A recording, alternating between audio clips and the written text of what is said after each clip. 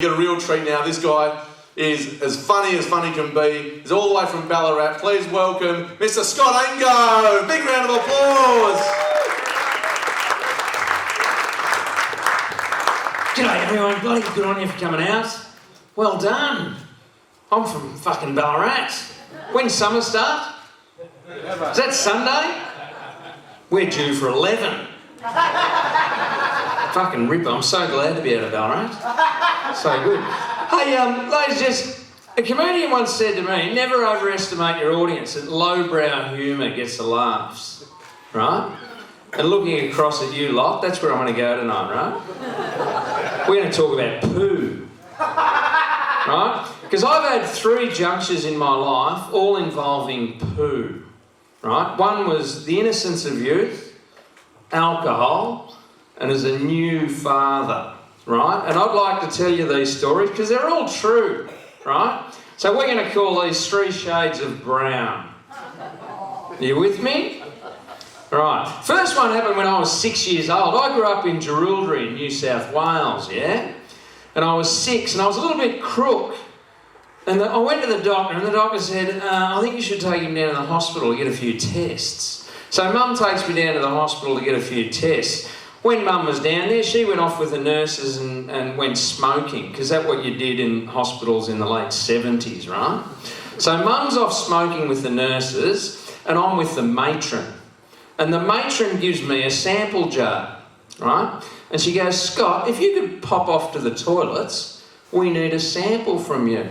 And I was a young kid, I was eager to please, so I ducked off to the toilets. It was only when I was at the toilets that I realised, fuck, I don't know what she wants, right? I knew it was one of 2 things, right? And that's why I was at the toilet. Now I'm looking at this little jar and I'm going, fucking hell, that's going to be hard, isn't it? Right? So I did a poo in the toilet, right? I got my sample jar, I scraped a little bit of poo out of the bowl, right? Topped it up with a little bit of wee. Cleaned the jar up, cleaned myself up, walked out of there feeling quite proud, right? Now, I went up to the matron and I gave her this little jar. Now, I don't know when nurses developed a sense of empathy or compassion, but I do know that they didn't have it in fucking Geelong in the late 70s, right? So I gave nurse the jar.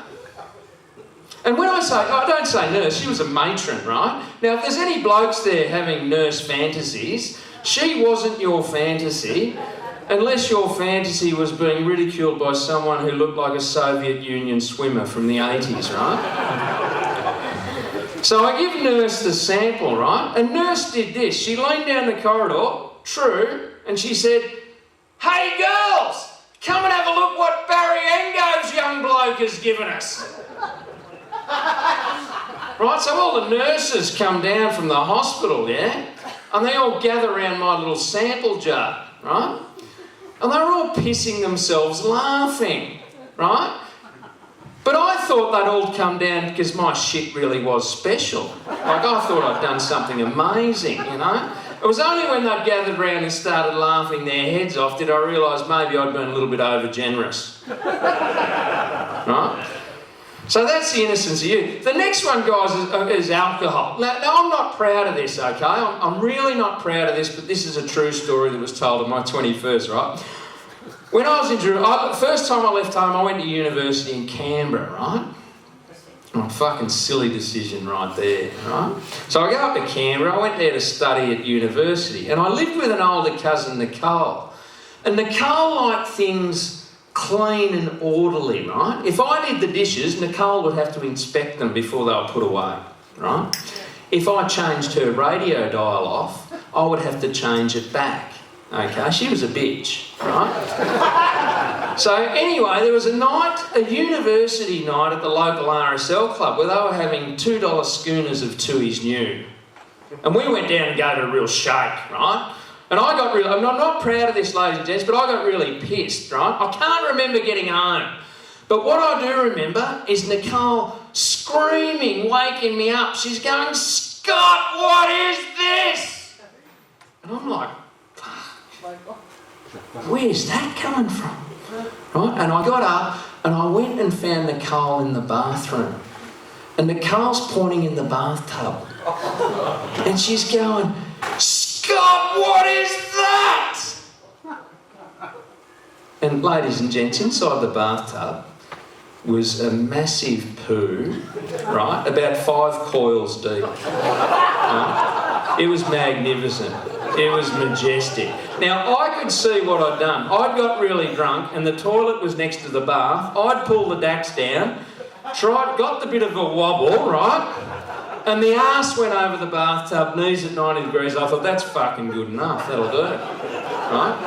And so Nicole goes, what the fuck is that? And I'm on 10 dogs anyway, because the dishes weren't that clean, right? And I said, Nicole, that's a poo. And she goes, I know it's a bloody poo. Who's done it? And I said, well, maybe it was your cat. Right? Now, this was physically impossible to be done by a cat. Right? And then I knew I was in trouble. I was in real trouble. And she goes, but that's not the bloody worst thing. I thought, fuck, how does this get worse? Right? And she goes, you've wiped your ass with my towel. Now, ladies and gents, if you can picture a towel rack, 2 towels, my towel on the right, hanging perfect as I'd left it, right? Her towel on the left, a couple of massive skid marks up the towel. Right? I think that's magnificent. Even when you're drunk, I've still got that thing of vengeance going on. I think that's really good, right? Now, the last one I want to tell you, ladies and gents, right, is when I was a new father, here's the last poo story that I want to tell you. Have we got any nurses or any matrons in the audience? Does anyone know that first poo that your baby does once it's born? Fucking oath it is, mate. Does anyone know what it's called? Meconium. Yes, the meconium. Who said that? Well, yes. Are you a nurse, man? Doctor. You're a doctor. Oh, wow. You can cross-reference anything I say from here on in. Man. What was your name there? She's a doctor. No one's going to go and see her, are they? No, you're right. So it's the meconium. How good a name that is. You know, the meconium. It sounds like something you bring a superhero down with, doesn't it?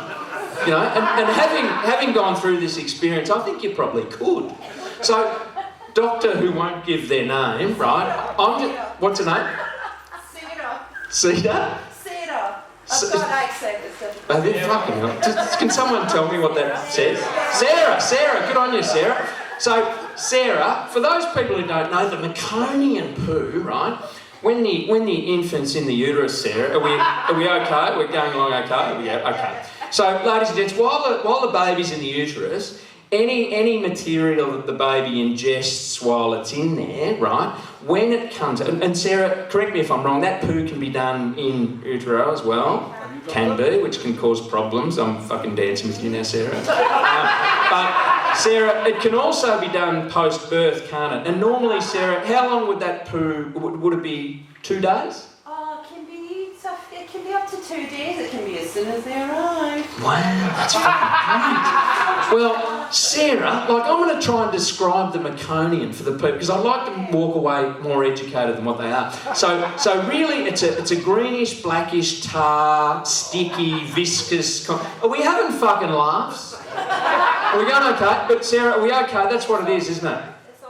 It's all true, so it's a meconium, isn't it? I fucking love the meconium. Now, Sarah, how you said it was 2 days, right? When our little daughter Elsie was born, right? Elsie came home and it was probably about day 4 and she hadn't done this meconium, right?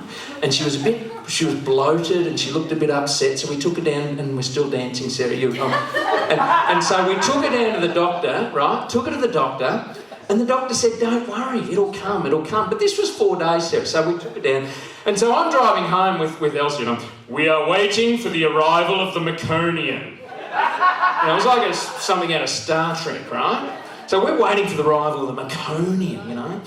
And I get home and my wife ducks off because she's just given birth. So she's going off for a bit of a doze, right?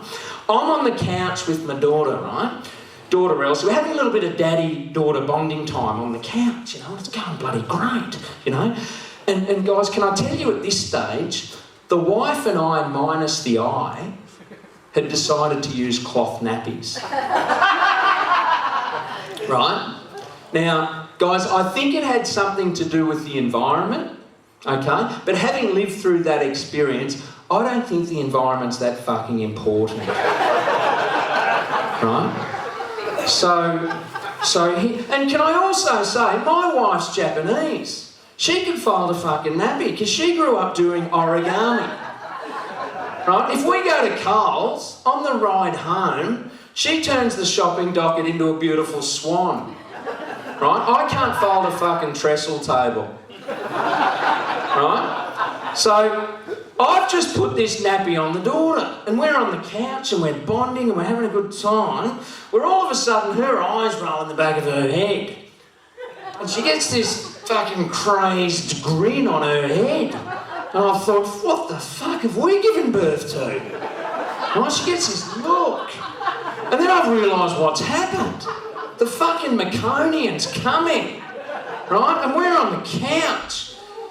And she gets this rumble in her guts, and this, how I describe this awful shit just starts coming and up her chest and down her legs, and I've realised that those 5 attempts that I've tried with a nappy on a Cabbage Patch doll haven't fucking cut it. Right? Because this shit is everywhere. Now, and you know when you look at your daughter and you're going, that looks like the most satisfying moment you'll ever have in your life, 4 days in. And I've got this look on my face where I'm picking up my daughter, because I don't want to drop her, but I've got an armful of shit, right? I'm trying to carry her to a change table, right? So I put her up on the change table, and I'm peeling away the nappy, and there's shit everywhere, right? And you know that little, Sarah, has that got a name? You know the little stump from your umbilical cord that's left there? What do they call it? Has that got a name? Or? Umbilical stump. Yeah, again, I don't understand what you're saying. So, Sarah, that stump, right, my wife, and again minus the decision that I had nothing to do with this again, Sarah, right? She wanted to keep the stump.